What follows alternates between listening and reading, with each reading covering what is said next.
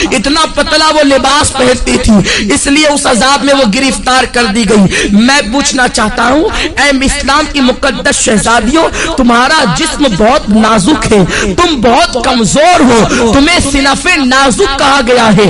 مرد تو مرد ہے، اگر اللہ اپنا عذاب پتھر اور پہاڑوں پر ڈال دے تو پہاڑ بھی اللہ کے عذاب کو برداشت نہیں کر سکتے۔ میری بہنوں، تم اللہ کے عذاب کو کیسے برداشت کر سکو گی؟ تمہارا یہ نازک وجود اللہ کے عذاب کو کس قدر برداشت کرنے کی طاقت رکھتا ہے؟ ذرا سوچو تو صحیح، آج تم اپنے حسن کی نمائش کر رہی ہو، آج تم باریک اور پتلے کپڑے پہن کر کے اپنے حسن کو دنیا کے سامنے ظاہر کر رہی ہو۔ کیا تمہیں ڈر نہیں لگتا یہ تمہارا حسن زیادہ دن تک تمہارے پاس نہ رہ سکے گا؟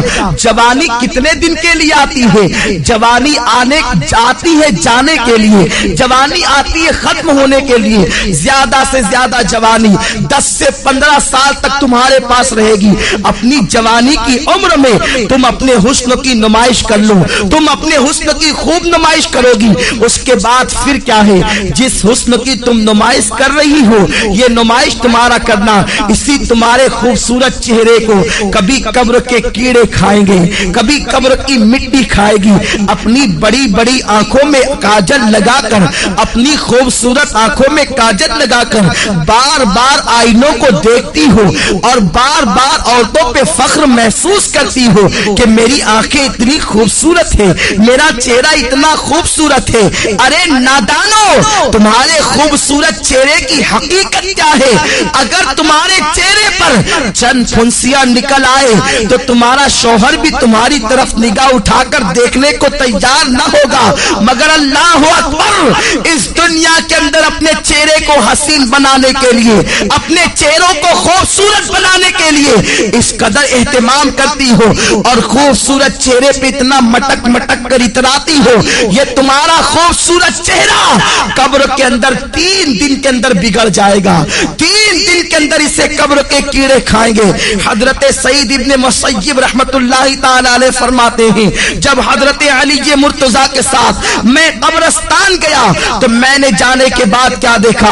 علی مرتضیٰ نے قبر والوں کو سلام کیا اور سلام کرنے کے بعد پوچھا، اے قبر والوں، تمہارا کیا حال ہے؟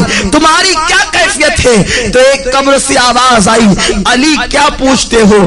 جس خوبصورت بالوں کو ہم دن میں کئی مرتبہ سنوارتے تھے وہ بال ہماری کھوپڑیوں سے جھڑ چکے ہیں۔ اے علی کے مرتضیٰ، جن آنکھوں پر ہم بہت فخر کرتے تھے وہ آنکھوں کے گودے بہ بہ کر کے گالوں سے گر رہے ہیں۔ جس چہرے کے اور گالوں کی سرخی پر ہم اتراتے تھے ان گالوں کے گوشت کو کیڑوں نے کھانا شروع کر دیا ہے۔ اب تم ہمارا حال کیا پوچھتے ہو؟ جس جسم پر پرفیوم لگا کر، جس جسم پر عطر لگا کر دنیا کے سامنے فخر محسوس کرتے تھے، اس جسم کو ازدہے ڈس رہے ہیں۔ اے علی، اب ہم تمہیں اپنا کیا حال سنائے؟ اے اسلام کی مقدس شہزادیوں، اپنے بڑے بالوں کی نمائش کے لیے تم اس قدر سرگردہ نظر آتی ہو، اس قدر کو اللہ اکبر کوشا نظر آتی ہو۔ یہ تمہارے بال تمہاری قبر میں جھڑ جائیں گے، یہ تمہاری آنکھیں اسے قبر کے بچھو کھائیں گے، حشرات الارض اسے کھائیں گے۔ اور اللہ کے رسول تو یہاں تک فرماتے ہیں، آج عورتیں اپنے حسن کا غلط استعمال کر کے کبھی کسی غیر محرم لڑکے سے محبت کا پیغام دیتی نظر آتی ہے، پیار و محبت کے نام پر اجنبی لڑکوں سے دوستی کرتی نظر آتی ہے، اور یہ آج فیشن بن چکا ہے، اسے عیب نہیں سمجھا جاتا۔ وہ عورتیں کان کھول کر سن لے جو لوگوں سے غلط تعلقات قائم کرتی ہیں۔ فرمایا گیا جن عورتوں نے دوسرے مردوں سے تعلقات قائم کرنا تو بہت بڑا جرم ہے، ایک مرتبہ اپنا ہاتھ کسی دوسرے مرد کے ہاتھ میں دیا ہوگا، اس عورت پر اللہ اس کی قبر میں 99 سانپ مسلط فرمائے گا، اور اس میں سے ایک سانپ کی طاقت کا عالم یہ ہوگا کہ وہ سانپ اگر سانس لے دنیا میں، وہ سانپ اگر دنیا میں سانس لے تو اس کی سانس کی گرمی سے پوری دنیا کے انسان مر جائیں، اور اگر وہ سانپ کسی پہاڑ پر اپنی دم کو مار دے تو پہاڑ ریزہ ریزہ ہو جائے، اتنا طاقتور وہ سانپ ہے۔ ایسے ایسے طاقتور 99 سانپ اس عورت پر مسلط کیے جائیں گے جس نے ایک مرتبہ اپنا ہاتھ کسی غیر مرد کے ہاتھ میں دیا ہوگا۔ آج لڑکوں سے دوستی فیشن سمجھا جا رہا ہے، بچیاں سج دھج کر اسکول اور کالج کا رخ اس لیے کرتی ہیں، اللہ ماشاءاللہ سب کی بات نہیں کرتا کہ لڑکے انہیں دیکھیں، ان کی طرف متوجہ ہوں۔ اللہ کے رسول صلی اللہ علیہ وسلم نے فرمایا، میں نے معراج کی رات ایک منظر دیکھا کہ آگ کی کینچی سے کچھ عورتوں کی جلدیں کاٹی جا رہی ہیں، آگ کی کینچی سے ان کی جلدیں کاٹی جا رہی ہے۔ جو خواتین آپریشن کو جانتی ہے اور جن کا آپریشن کسی مقام پر یہ کہاں ہوا ہے یا انہوں نے آپریشن کی داستان کو سنا ہوگا تو انہیں معلوم ہوگا کہ جب کسی کی جلد ڈاکٹر کاٹتا ہے تو پہلے اسے بے ہوش کرتا ہے، پھر بڑی نزاکت کے ساتھ ہلکے ہلکے انداز سے کاٹتا ہے، پھر جب ہوش آتا ہے تو انسان کتنا تڑپتا ہے، کتنا بے چین ہوتا ہے، کتنا بے قرار ہوتا ہے۔ بہت احتیاط کے ساتھ اگر بے ہوش کر کے انسان کی جلد کاٹی جائے تو انسان اتنا تڑپتا ہے۔ میری بہنوں ذرا سوچو تو صحیح کہ آگ کی کینچی سے کچھ عورتوں کی جلدیں کاٹی جا رہی تھی۔ غیب دار رسول صلی اللہ علیہ وسلم نے فرمایا، میں وہ منظر دیکھ کر بے قرار ہو گیا۔ میں نے پوچھا، جبریل یہ کون عورتیں ہیں اور ان پر یہ عذاب کیوں ہے؟ تو جبریل نے کہا، یا رسول اللہ یہ آپ کی امت کی وہ عورتیں ہیں جو اس لیے بن سنور کے گھر سے نکلتی تھی کہ مرد ان کی طرف راغب ہو اور ان کی طرف دیکھے، اس لیے انہیں اس عذاب میں مبتلا کیا گیا۔ اے اسلام کی مقدس شہزادیوں، تم مغربی تہذیب اور فیشن پر عمل کرنے کے بعد بہت زیادہ کامیاب نہیں ہو سکتی، بہت زیادہ کامران نہیں ہو سکتی۔ اور سنو، یہ دنیا ایسی بدترین جگہ ہے، یہ دنیا ایسا بدترین مقام ہے، یہاں کوئی کسی کا نہیں۔ جب تک تمہاری جوانی تمہارے پاس ہے، ہر آنے والا تمہارے قریب آنے کی سوچے گا، تمہارے حسن کو پھول کی طرح جو حسن اللہ نے عطا کیا ہے اس کو مل دینے کے بعد وہ ایسا غائب ہوگا کہ پھر تمہیں کہیں نظر نہیں آئے گا۔ آج کل یہ باتیں بھی سننے میں آ رہی ہے کہ یہ چیز بھی فیشن بنتی جا رہی ہے کہ ایک عورت شوہر کے ہونے کے باوجود دوسروں کی طرف نگاہ کرتی ہے، یا دوسروں کے بہلانے پھسلانے پر، کبھی زیور کے لالچ دینے پر، کبھی دولت کی لالچ دینے پر، کبھی کاروں میں اور بائک پر گھومنے کی لالچ دینے پر عورتیں پھسل جاتی ہیں۔ دراصل غلطی عورتوں کی نہیں ہے، اس لیے کہ یہ بیچاری ناقص العقل ہے، بہت جلدی کسی کے پھندے میں آ جاتی ہے، بہت جلدی کوئی نے استعمال کر جاتا ہے، بہت جلدی کوئی نے یوز کر لیتا ہے۔ مگر میری بہنوں، میری بات کا برا نہ ماننا، میں تمہارے نبی کا نواسا اور تمہارا چھوٹا سا بھائی ہوں، میں تمہاری خیر خواہی کے لیے یہ باتیں عرض کر رہا ہوں، ورنہ عورتیں یہ نہ کہیں کہ منبر پر بیٹھ کر ہم سے یہ کیا باتیں کہی جا رہی ہے۔ میں یہ نہیں کہتا کہ اجتماع میں آنے والی ساری عورتیں بری ہیں، میں یہ باتیں صرف اس لیے کہہ رہا ہوں کہ جو بری عورتیں ہیں تم جا کر کے ان عورتوں کو یہ باتیں بتاؤ تاکہ وہ استعمال ہونے سے بچ جائیں، تاکہ وہ غلط کاموں سے بچ جائیں۔ میری بہنوں، میں تم سے پوچھنا چاہتا ہوں، تمہارے پاس جوانی زیادہ دن تک رہنے والی نہیں ہے، 10 سے 15 سال تک تمہاری جوانی تمہارے پاس رہے گی۔ اور سنو، اللہ کے رسول صلی اللہ تعالی علیہ وسلم نے فرمایا फरमाया औरतों का सबसे बड़ा जेवर औरत की शर्म और हया है। जो औरत जितनी बाहया है वो औरत उतनी ज्यादा मुअज़्ज़ज़ है, वो औरत उतनी ज्यादा मुकर्रम है। सुनो, अगर तुम्हारा शौहर गरीब है, अगर तुम्हारा शौहर बहुत ज्यादा नादार और मुफलिस है, तब भी उसी शौहर के साथ वफादारी करो, उसके साथ गद्दारी मत करो। अगर कोई इंसान कितना ही जेवर का लालच दे, कितनी दौलत का लालच दे, कितने ही कारों में बाइक पे घूमने फिरने का लालच दे, कभी किसी की तरफ निगाह उठाकर न देखना।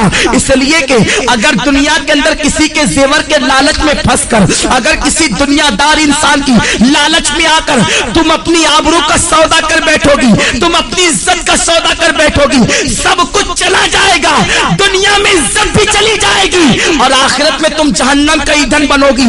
और अगर तुमने अपनी इज्जत को संभाल कर रखा, अपनी हया को संभाल कर रखा और गरीब शौहर के साथ तुमने वफादारी के साथ अपने शौहर के साथ वफादारी की, तो नबी का फरमान सुनो, मेरे आका फरमाते हैं जो औरत अपने गरीब शौहर के साथ वफादारी के साथ रहती है, अपनी आबरू का सौदा नहीं करती, ऐसी औरत को अल्लाह मेरी बेटी फातिमा के साथ बगैर हिसाब व किताब जन्नत में दाखिल फरमाएगा।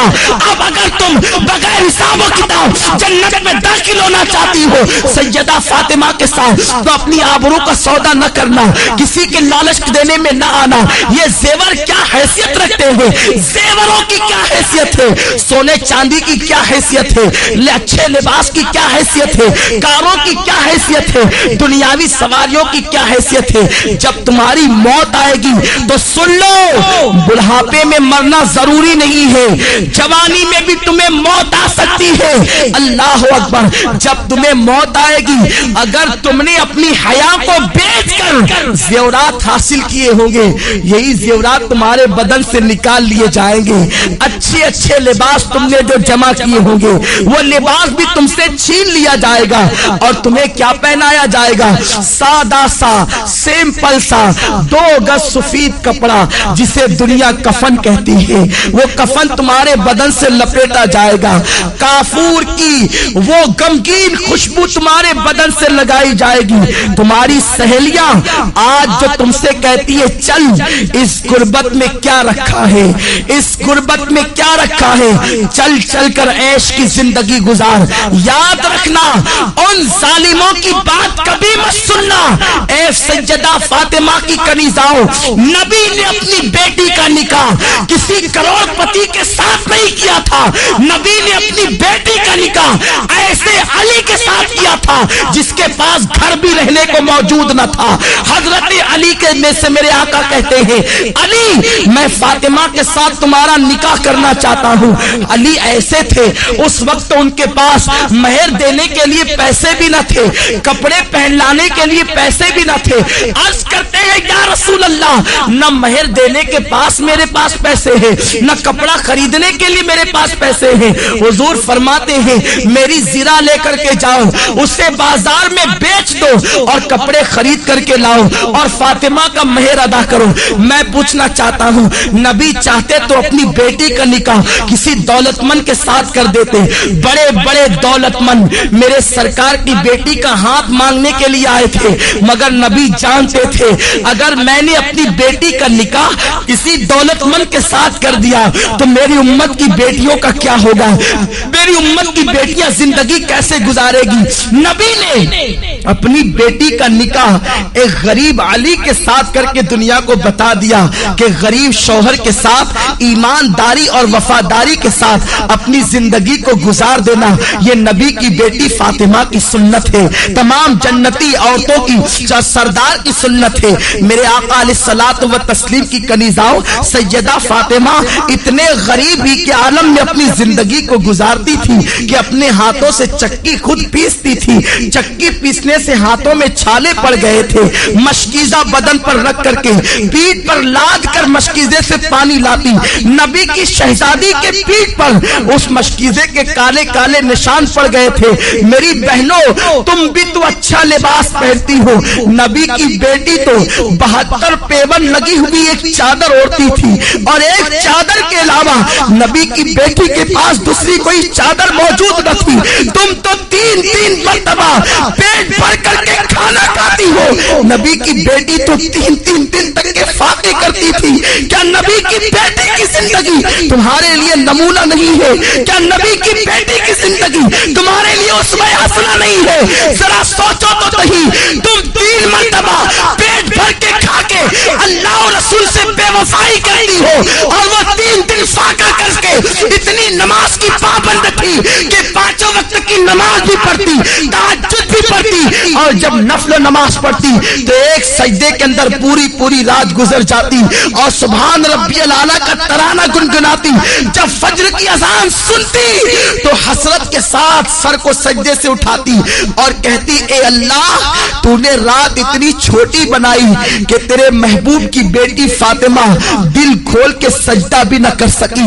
اے خاتون جنت کی کنیزاؤ تم مسلمان ہو، تمہاری تقدیر کا ستارہ بہت عروج پر ہے، اللہ نے تمہیں ایمان کی دولت دی ہے، غیر مسلم عورتوں کو دیکھ کر ان کی طرح بننے کی کوشش نہ کرو، فلموں میں ہیروئن کو دیکھ کر ان کی طرح بننے کی کوشش نہ کرو۔ ذرا سوچو تو صحیح، میرے آقا فرماتے ہیں میں نے عورت کی عزت کو کعبے سے بھی بلند کر دیا ہے، تمہاری عصمت کو نبی نے کعبے سے بلند کیا ہے، تمہیں اپنے آپ کا کوئی خیال نہیں، تم پارکوں میں جا کر اللہ اکبر اللہ کی نافرمانی کر رہی ہو۔ اور سنو،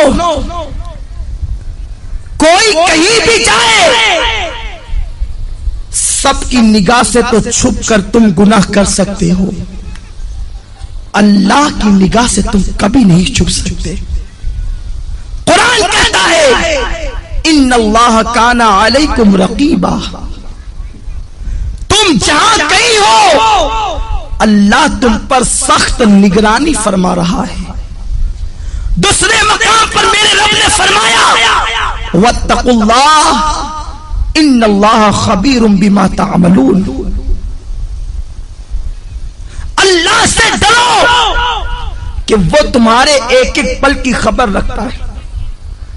اور یہ بھی سن لو میری بہنوں، اگر تم نے اللہ سے ڈر کر گناہوں سے توبہ کر لی تو اللہ کے رسول فرماتے ہیں جو اللہ سے ڈرتا ہے اللہ اسے سب سے بے نیاز کر دیتا ہے، اللہ محتاجی کو دور کر دیتا ہے۔ جو اللہ سے ڈرتا ہے اللہ اسے ایسی جگہ سے روزی عطا کرتا ہے جہاں پر اس کا گمان بھی نہیں جاتا۔ آؤ میں آپ کو استقامت فی الدین کے حوالے سے اور اللہ کے خوف کے حوالے سے ایک بڑی پیاری حکایت پیش کروں۔ امام یافعی علیہ رحمت و رضوان فرماتے ہیں میری بہنیں غور سے سنیں اور اللہ کا خوف اپنے دل کے اندر پیدا کریں۔ جب ایک عورت اللہ سے ڈر کر گناہوں کو ترک کر دیتی ہے تو اللہ اس کے مقام کو کتنا بلند فرما دیتا ہے۔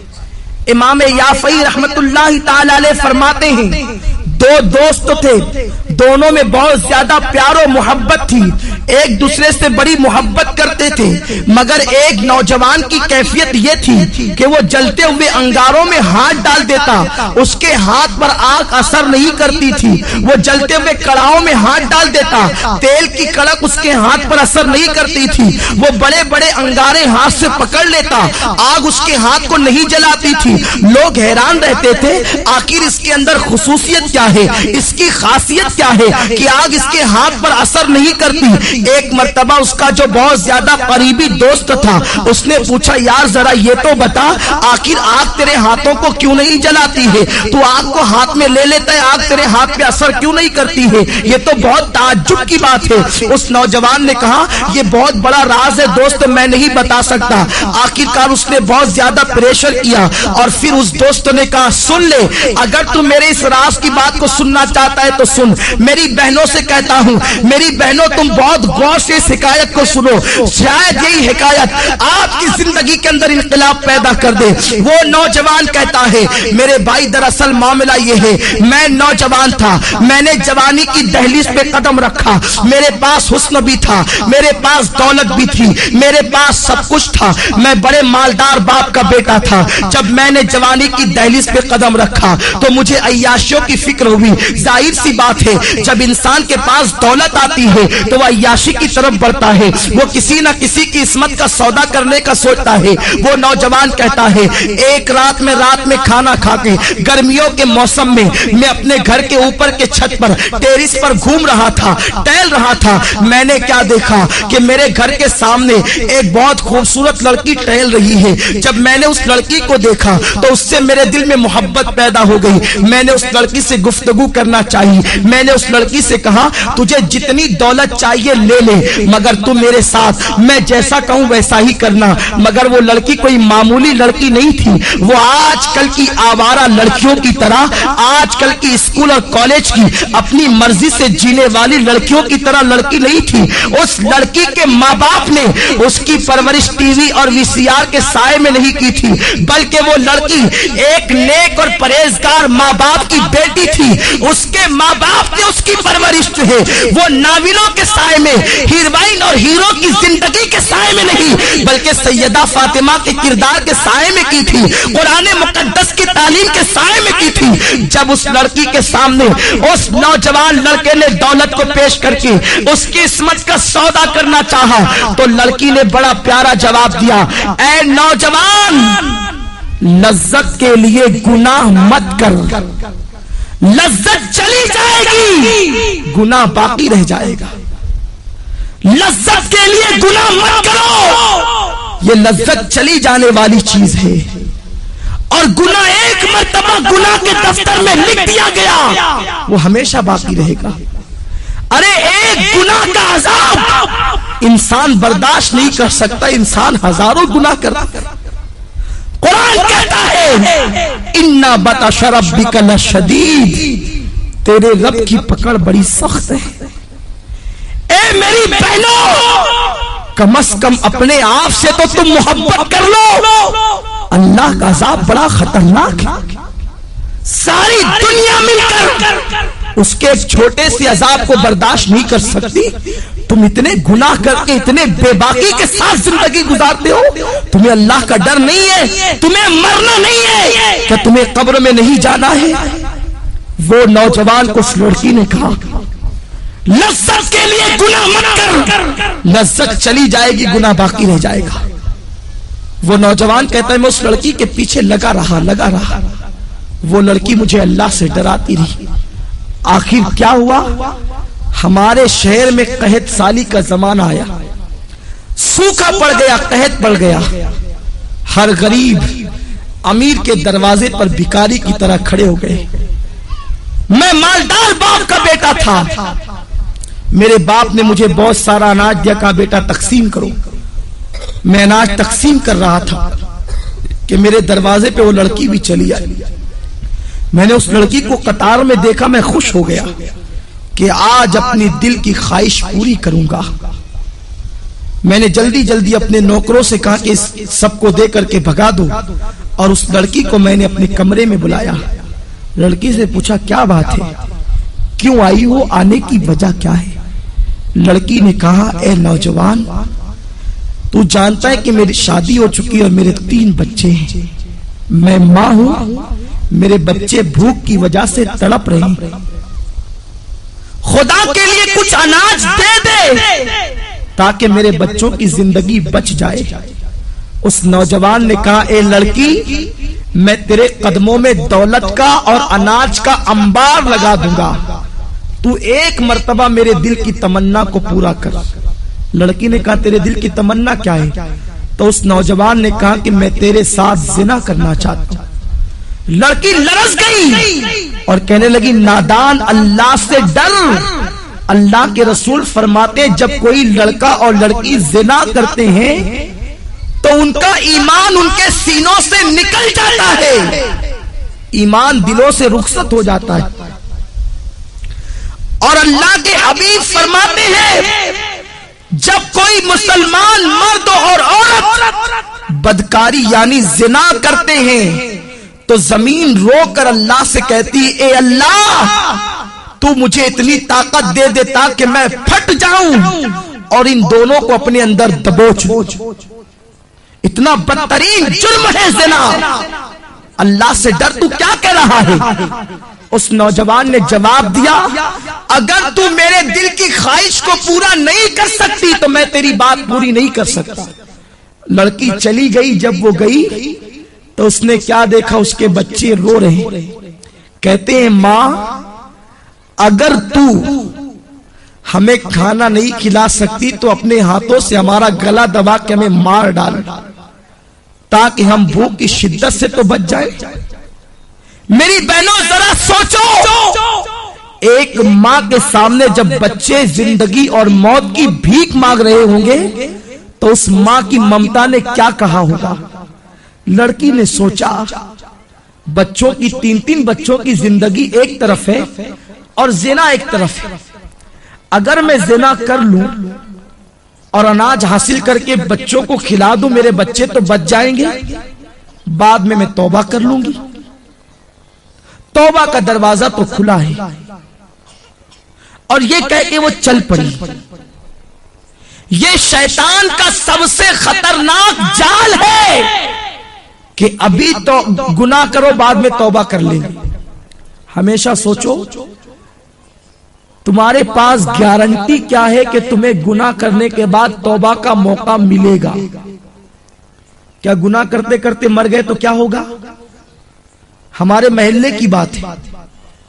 ایک خاتون رات 12 بجے کے بعد فلم دیکھ رہی تھی. گھر میں اکیلے تنہا بیٹھے فلم دیکھتے دیکھتے اس کا انتقال ہو گیا. پورے محلے میں ہنگامہ ہو گیا کہ اس عورت کا انتقال فلم دیکھتے دیکھتے ہوا. محلے کے 80% لوگوں نے اس کا جنازہ نہیں پڑھا اور آج بھی دنیا اس پہ لعنت و ملامت کر رہی ہے.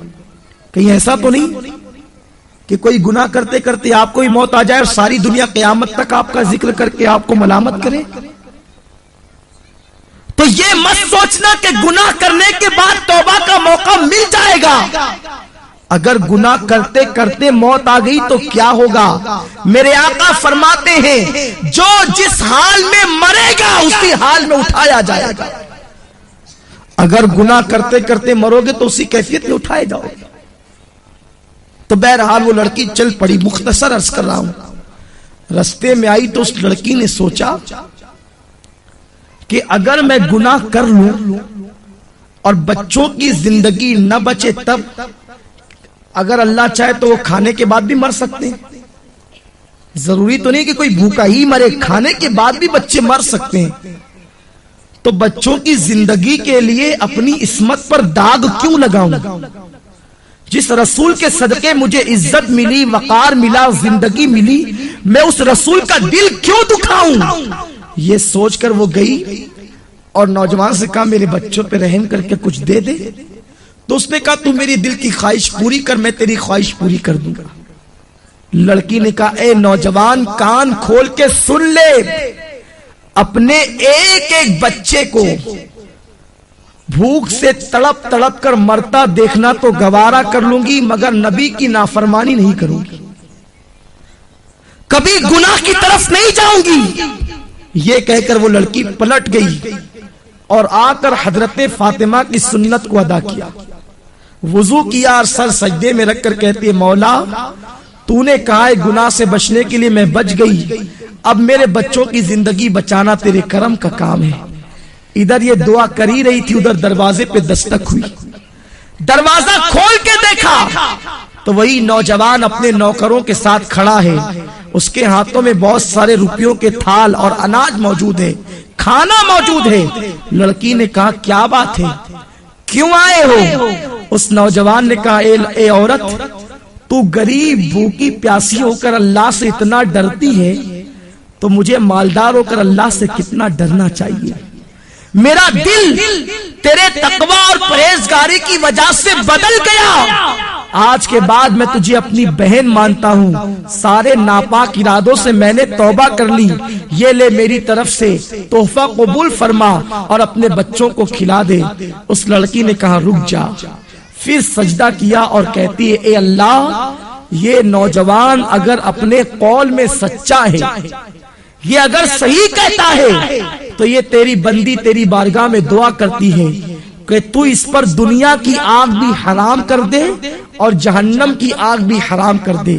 وہ نوجوان کہتا ہے وہ اللہ سے ڈرنے والی بندی کی دعا کا اثر ہے کہ جیسے میں آگ میں ہاتھ ڈال دیتا ہوں تو آگ میرے ہاتھوں پر اثر نہیں کرتی، اس کی دعا میں اتنی تاثیر کہ اس نے مجھے دعا دے دی تو میں دنیا کی آگ کو پکڑتا ہوں تو آگ میرے ہاتھوں پر اثر نہیں کرتی۔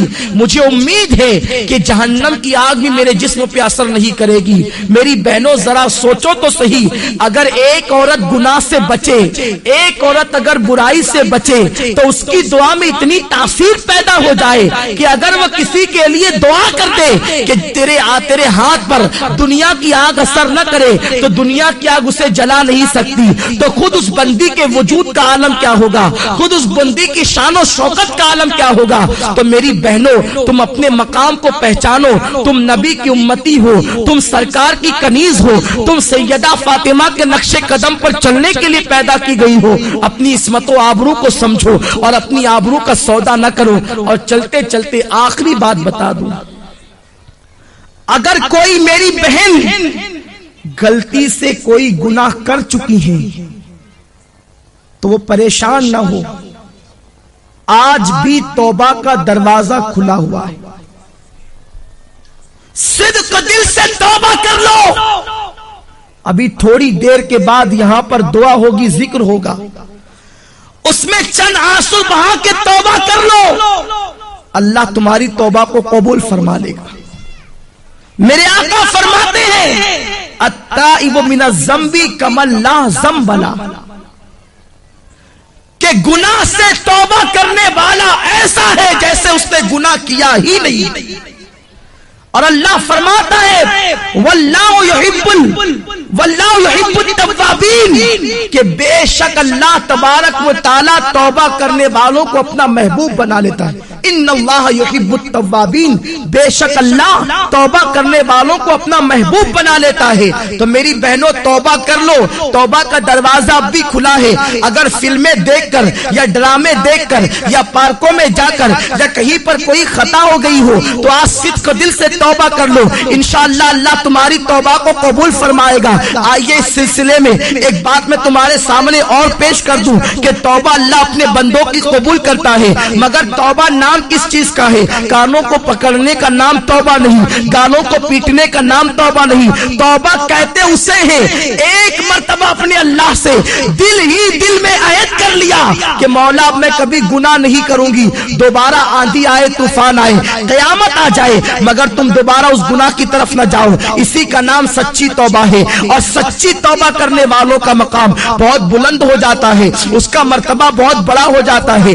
آج میں آپ کو بتاؤں، حضرت ذوالنون مصری علیہ رحمت و رضوان کے دربار میں ایک کچھ محلے کے لوگ آئے اور آنے کے بعد کہتے ہیں اے ذوالنون مصری، ہمارے محلے کے اندر ایک رقاصہ آئی ہے، ایک ناچنے والی آئی ہے، ایک ڈانس کرنے کے لیے آئی ہے، اور نوجوان جاتے ہیں اور رات بھر اس کے ساتھ بدکاری کرتے ہیں، اس طریقے سے وہ ماحول خراب کر رہی ہے، پورے محلے کا معاشرہ تباہ ہو رہا ہے۔ میری بہنوں ذرا غور سے سنو، اللہ کیسا کریم و رحیم ہے، اللہ کیسا ستار و غفار ہے۔